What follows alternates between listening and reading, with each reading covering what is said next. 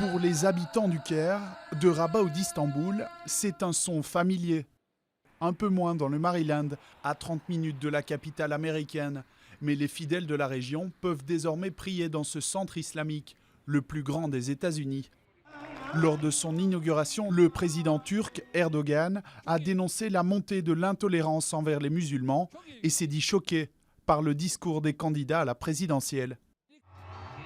Ciblé, le candidat républicain Donald Trump qui a réclamé d'empêcher temporairement les musulmans d'entrer aux États-Unis.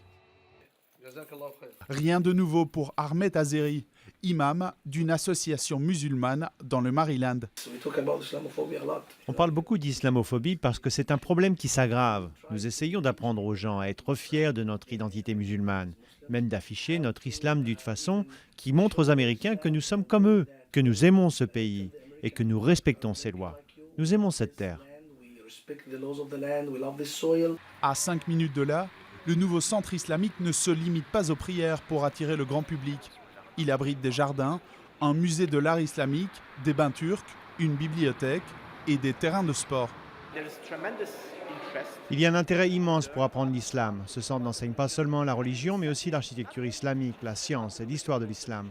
Un de nos objectifs est d'informer sur la religion et de montrer le bon côté de l'islam, le côté paisible.